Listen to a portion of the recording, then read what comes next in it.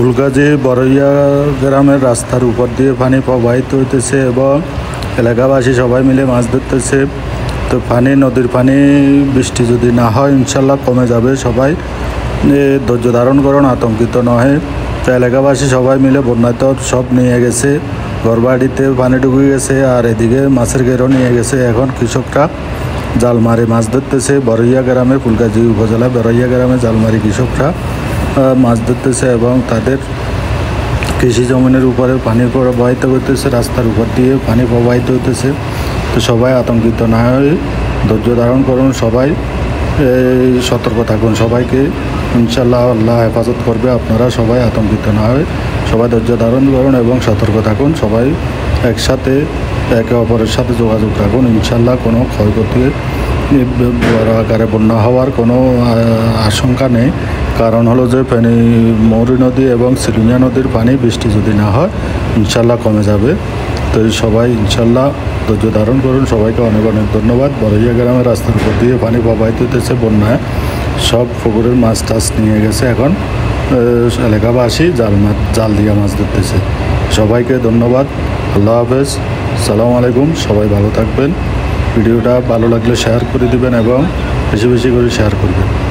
তো দেখেন কৃষকরা, এলাকাবাসী কীভাবে মাছ ধরতেছে। সবাই একত্রিত হয়ে এলাকার মৎস্যজীবীরা, যাদের ঘের আছে, ঘাট তো ক্ষতি হয়ে গেছে, পুকুরের মাছ নিয়ে গেছে, এজন্য সবাই একসাথে রাস্তার উপরে মাছ ধরতেছে। তো সবাইকে ধন্যবাদ। আসসালামু আলাইকুম।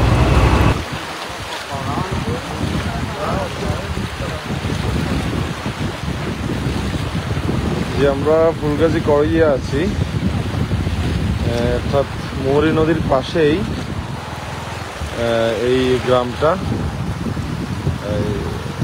প্রচুর পানির কারণে রাস্তার উপরে দেখতে পাচ্ছেন এই প্রচুর পানি যাচ্ছে। আমাদের এই এলাকার মানুষরা তারা জাল দিয়ে মাছ শিকার করার চেষ্টা করছেন। অনেকে মাছ পাচ্ছেন, অনেকেই মাছ ধরছেন।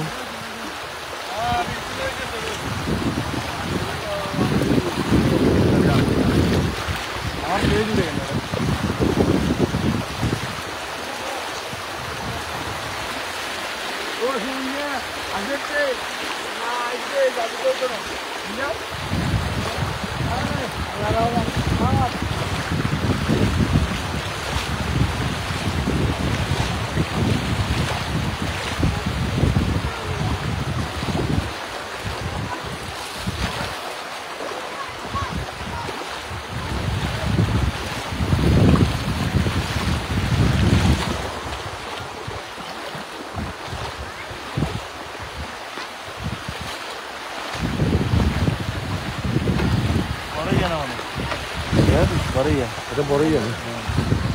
বরইয়া, চলো। এটা হচ্ছে ফুলগাজীর বরইয়া গ্রাম। এই গ্রামটা আসলে নদী বেষ্টিত এলাকা, তো এই কারণে পানির প্রচুর স্রোত, প্রচুর পানি।